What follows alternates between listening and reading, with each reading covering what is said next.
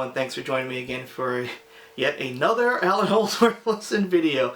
I know it's a little ridiculous, but the reason why I'm doing this video, and I'm going to try my best to keep it really short, because when I did my Non Brewed Condiment video, I don't know, a bunch of years ago, a couple people told me they were kind of interested in the intro line, which I never really covered, and I sort of passed off saying, as you know, other people have gotten it. But I decided this would actually be a really pretty interesting thing to go over, because how Allan actually plays it, because this tune was played both in fifths and in standard. So I figured maybe I can show you both ways that it's played, and maybe what Allan was sort of thinking a little bit, and also the sort of the history of this tune. Allan did a lot of stuff in fifths tuning, but usually like little bits here and there. There's only a handful of tunes that he played where he actually switched from fifths to standard and then played them again, one being Looking Glass, which is a pretty infamous one, and Non Brewed Condiment. The only other one that he did in fifths that he played live was Sphere of Innocence, but that was with the double neck, not with the syntax. So with this tune, he actually changed it a little bit in order to be able to play in standard, so I figured talk about that and why it's so difficult to play in standard compared to fifths tuning. So let's dive right into it.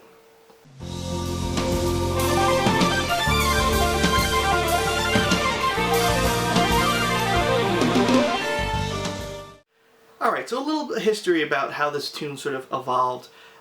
So I talked about this in my 5.5 hour video, and if you didn't get to the end, I don't blame you, but might as well just say it again for anyone that didn't see it. I think Allan got the syntax in about 1985, and it was with the syntax where he really explored a lot of these interesting tunings, but primarily fifths, fourths, where all the entire guitar is tuned in fourths, and then just regular standard tuning. So for Atavachron, he really utilized some of the tunes to be in fifths tuning. I know I mentioned All Our Yesterdays, sort of his half and half, but Non Brewed Condiment is all in fifths. The chords, the melody, and also the solo.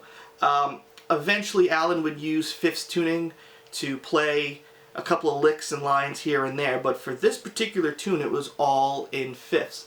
Now, the main solo section of this is very similar to Devil Take the Hindmost, where there's just an overall kind of tonality to it. And I think in this one it's more like, you know, G Dorian or D minor pentatonic.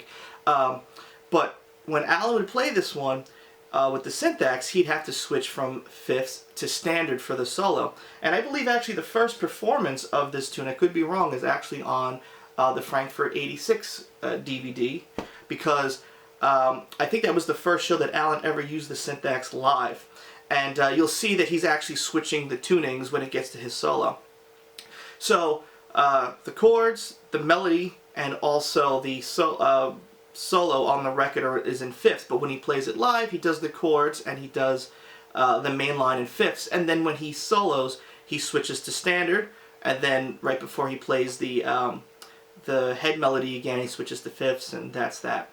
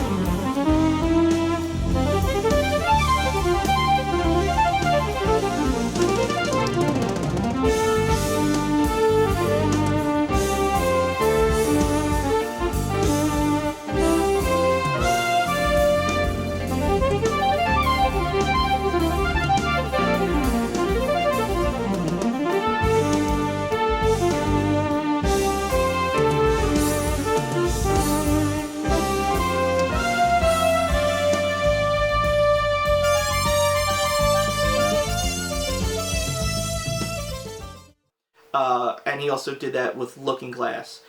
So from about 1986 to I think 1989, 1990, he was using the syntax for that, switching between the tunings. Then eventually, I guess because of the syntax sort of just crapping out at inopportune times, or just being, not travel worthy or not consistent, he switched to a double neck. So one neck was tuned in fifths and one neck was tuned in standard. And I think that was from like 1990 to 91. You could see performances of that, like Looking Glass and Non Brewed Condiment were like that, as well as Sphere of Innocence, but that was never played on the syntax.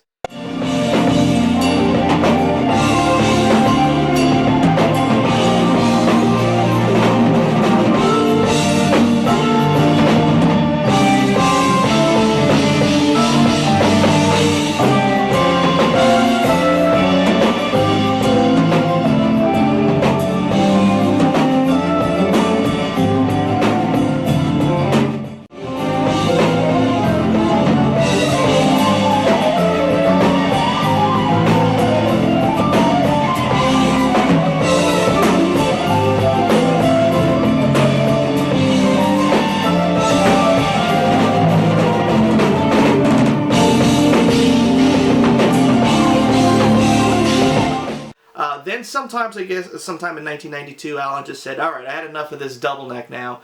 I'm just going to put everything in standard. So he couldn't really do it with Sphere of Innocence, but Looking Glass and Non Brewed Condiment got moved over to standard tuning, where he's just playing the main melody, the chords, and everything in standard.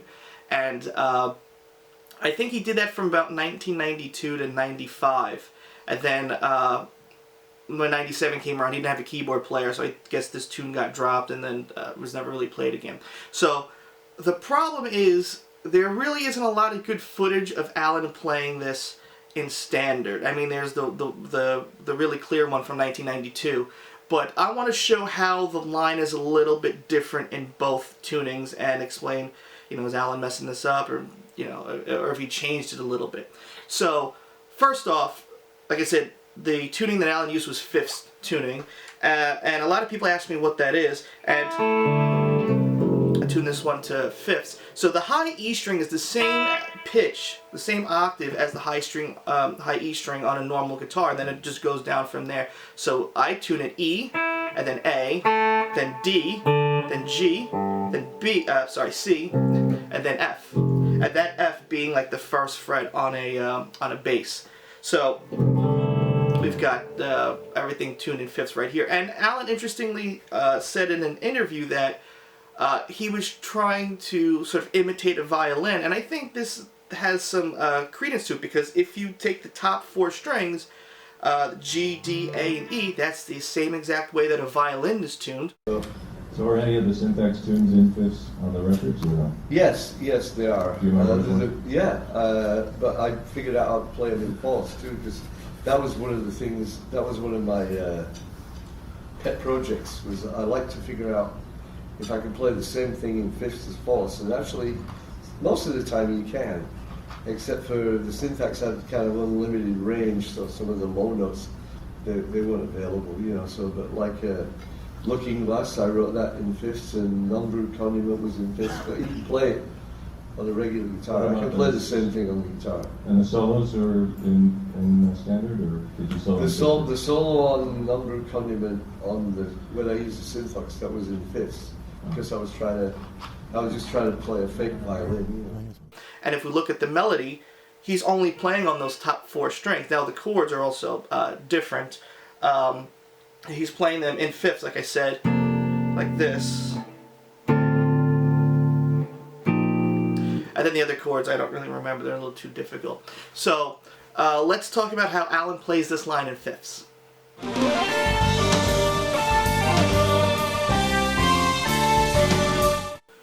So, with the fifths tuning, the high E string, like I said, is the same, and it goes down from there. But if you think about it, it's like standard tuning upside down, or fourths tuning upside down.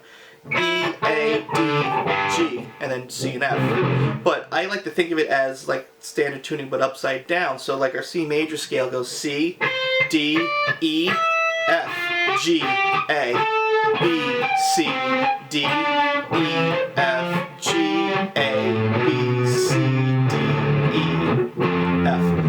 doesn't really use the low F and C string. So that might help and sort of see how the neck is sort of put together if you can kind of flip the scale upside down. So I'm just going to play the line in fifths tuning. You can also see how easy it is and then talk about it a little bit. And I'll do it a little slowly.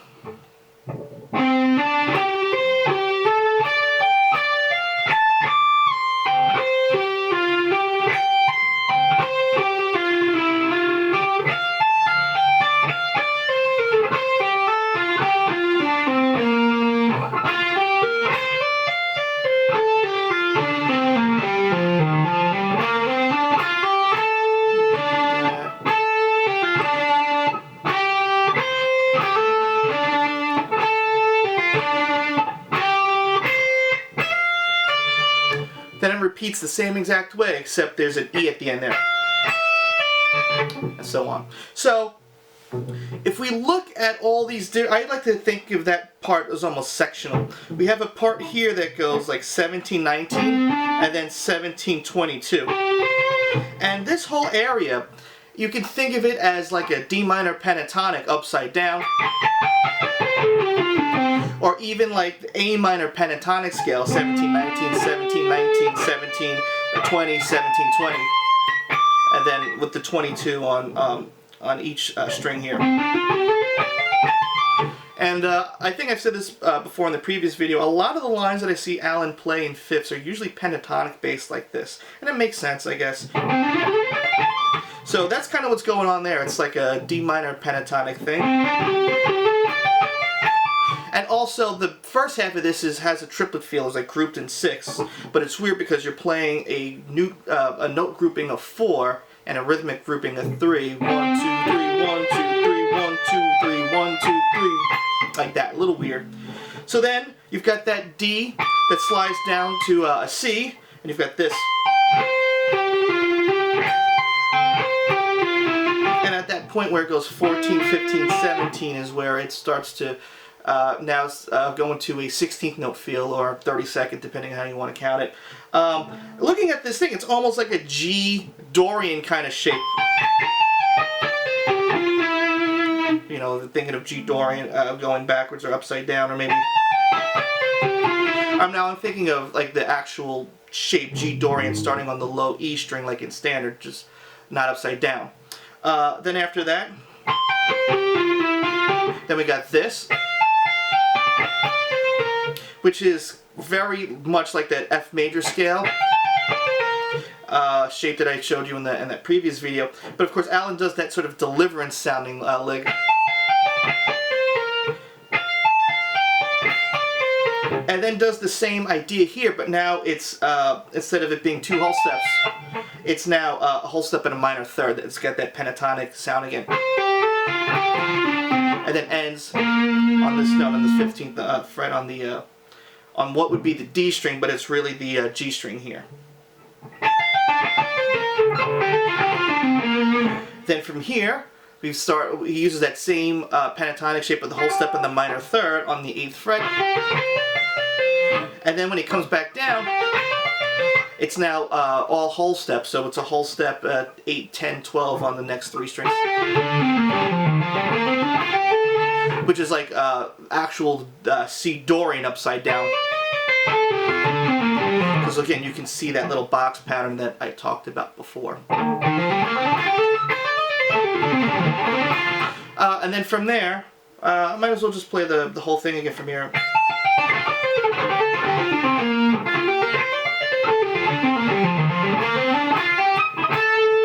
And then he gets to this 12th fret on the 2nd string, and then comes that pentatonic line.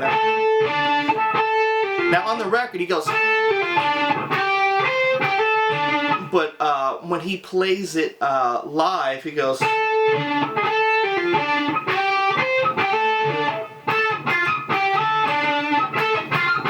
Just a little change there, but that's really about it. And then it repeats again. Now this melody here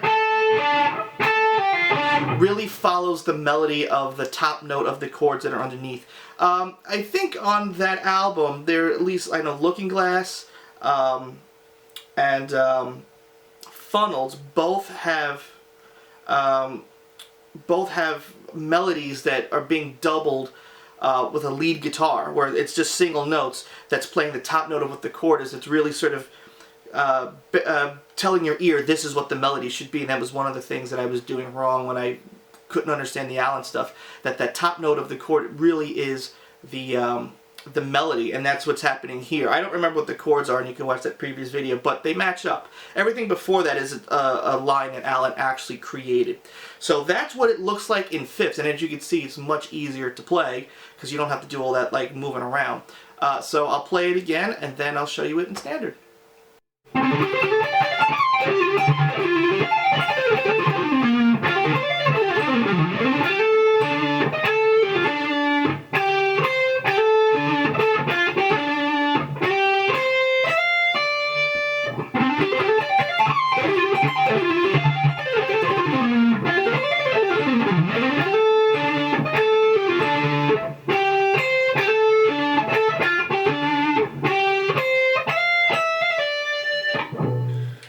So my apologies if that sounded a bit weak or out of tune. It's because I'm playing guitar in nines and I'm just tuning them down, so the strings are really, really, you know, really rubber bandy, so I gotta be really gentle with them. Alright, so now I'm gonna talk about it in standard.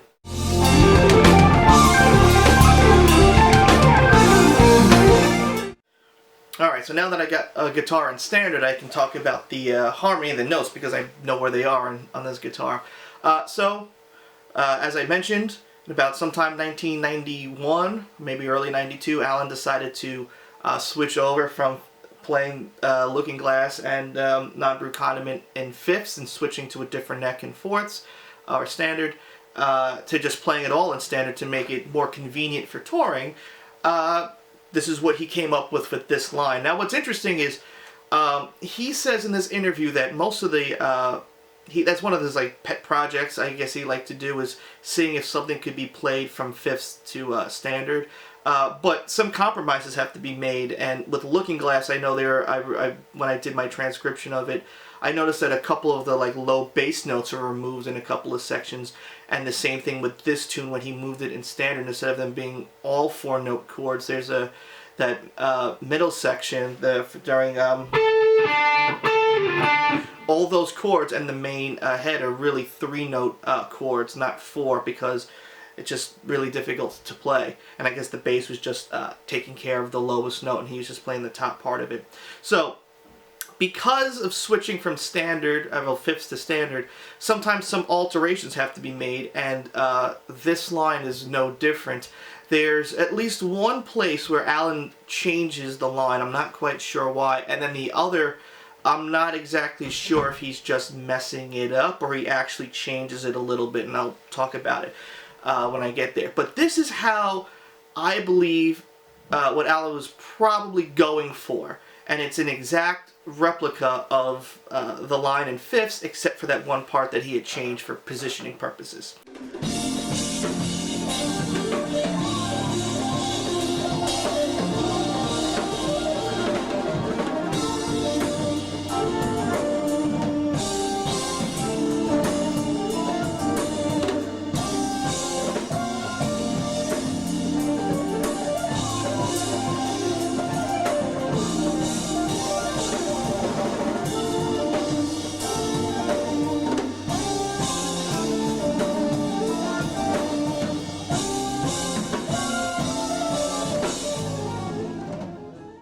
So it starts off with the same notes, but now it's the 15th fret to the 17th fret on the A string, which is C to D, and then jumps to the G string on the 12th fret, and then hammers on the 17th fret on the G string. So we have C, D, G, C.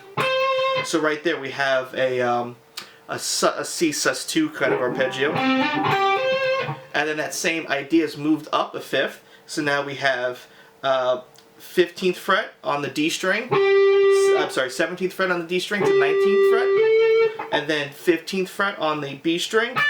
And now you've got to hammer on to the 20th fret on the B.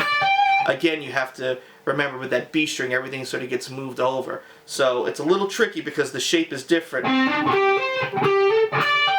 So here we have a G and an A, and a D, and another G. So that's a D, then we have a G sus2 arpeggio. So D sus2 to G sus2. And then this next part, whereas the line changes, like remember I said it's kind of that pentatonic idea. Now instead of doing a whole step, it's a minor third. So once again, we're moving up a fifth, and this is going from D to F. So 19th fret to the 22nd fret on the G, and then 17th fret on the high E, and then you're hammering onto the 22nd fret on the high E. So there we actually have a D minor arpeggio. Whoops. And that slides down. I used to think this was the hardest section, really because of those jumps, but I think a couple of sections from now is actually harder than this, personally. But that's how that part goes. And when like I said before, this is all triplet feel. And that slides down, that D slides down to C. Now we have a G. And then before, like I said, it's almost like the G Dorian shape upside down. Now we got a string skip a little bit. So now we're actually using our middle finger on C on the G string, which is the 17th fret. And then that bars to the 17th fret on the D string. And then you're pulling off from the 17th to the 15th on the D, and then hammering back on.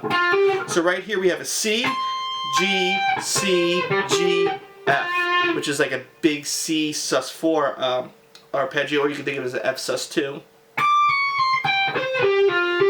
And then it really goes back up again to G, C, G, and then back down the arpeggio.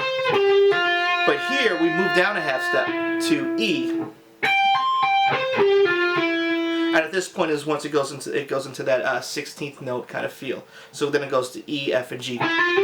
And what's interesting is also how Allan's interpreting this against the harmony. The chord that gets played before the line starts is this F6 sus4. We have an F note, a C, a B flat, and a D. So right there we have an F and a B flat. So that in your head should think F major or just D minor, or how Allan's thinking of it, G Dorian. So that's where that whole arpeggio sequence is happening.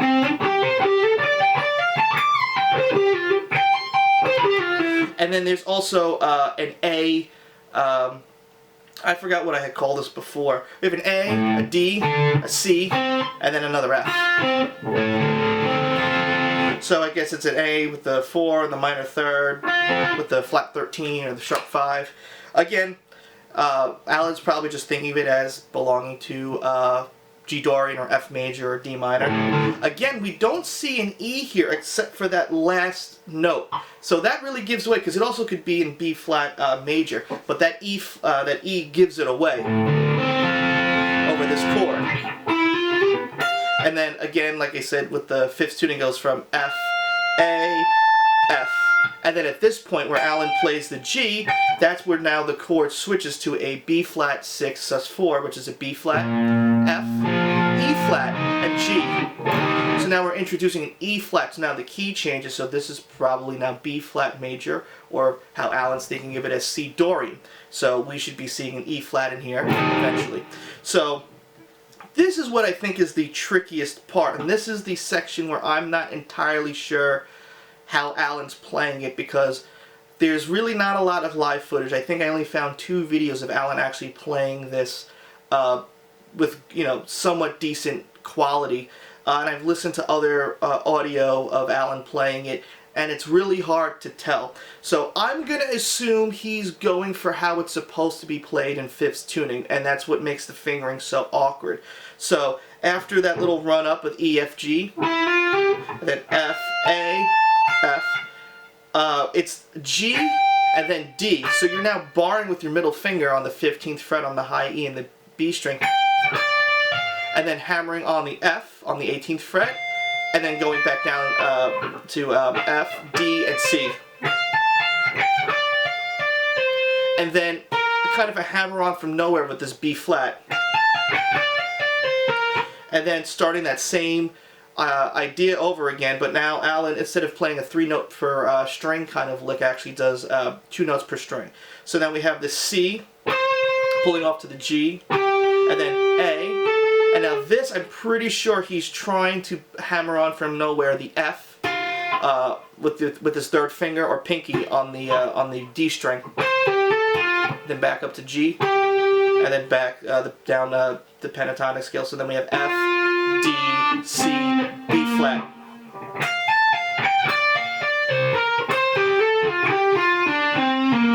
Like that. Then comes the 3-note per string kind of part. So now we would be in the key of B flat major. So we have F, or C Dorian, F, G, B flat, C, D, F, back down the scale. Now this is where, again, it changes. Instead of B flat here, Allan plays an A. So now we have A, G, F, and then that goes down a fifth. So now we're playing D, C, B flat, and then G, F, and then there's our E flat finally. And then it goes back up the scale. But not quite. This is one of the things that Allan switched, and I'm not entirely sure why. I think it's got to be a positional thing. Allan actually slides up from the 6th fret to the 8th fret and goes up and plays the A. At least, or maybe he's playing the B flat. I'm not entirely sure, but I'm gonna say that he's probably going for 8, 10, 12 because it's just easier for the hand. And then back up. And then from there, because you're adding in an extra note, you kind of have to like speed it up. So I've heard Allan sometimes come in a little late with this because he's adding an extra note, but you just gotta have to rush it all in. And then from here we have our D minor thing. And of course it makes sense because if you think of the whole thing as D minor pentatonic, that's the 2 of C major. Well, you could think of it as the 6 of F major, and then when you go down to B flat major, it's now the 3. So D minor pentatonic works for both of these. It's just the E and the E flat that's changing. So yeah, over that line now we have the A, D, A, G, F, D, G, C, and then a little hammer on from G to A, to back to D, D, A, F, G, D, little slide in from, I guess a half step underneath, G, C, and then F, and then D. And then, like I said, that whole thing repeats again, just now with an E at the end.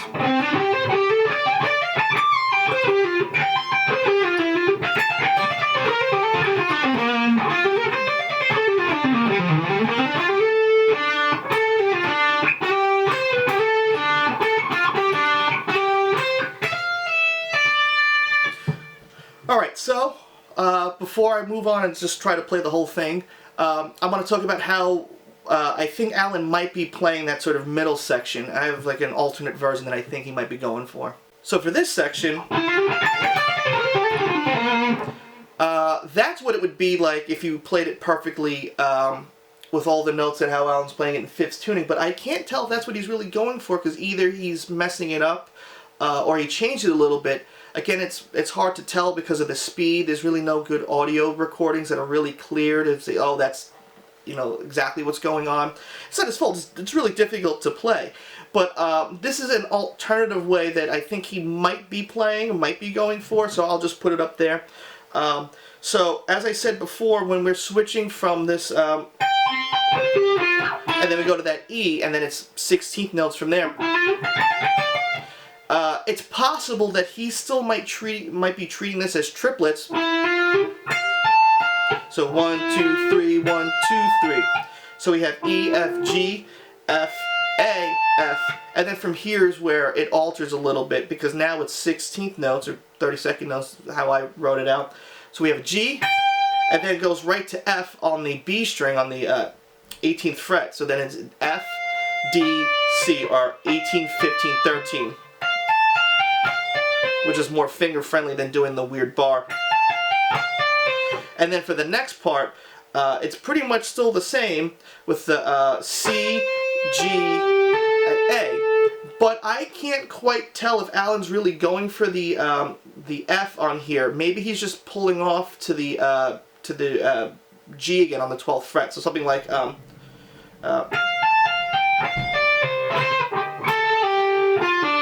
something like that.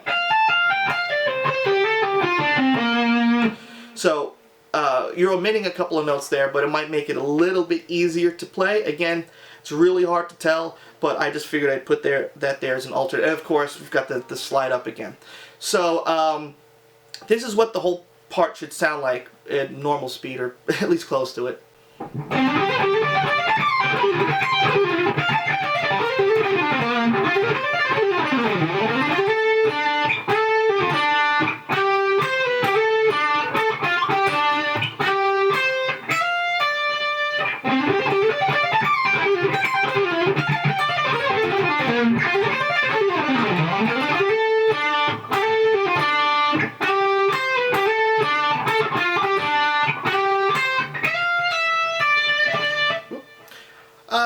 That's decent enough so you get the picture. That's why this line is so difficult to play, because it really was not intended to be played in standard, and honestly when Alan plays it, it's not always great, and that's not his fault. We're all human. It's difficult to just do. So I figured this would be good to go through, and I think that pretty much covers it. I actually just transcribed something that I'm kind of excited about that I might do something on, but I'm going to hold off on it a bit. I don't want to really tease too much. But if I'm right, I'm pretty excited that I got it, so I'll leave it at that. So anyway, I hope you enjoyed this video, and I'll see you again.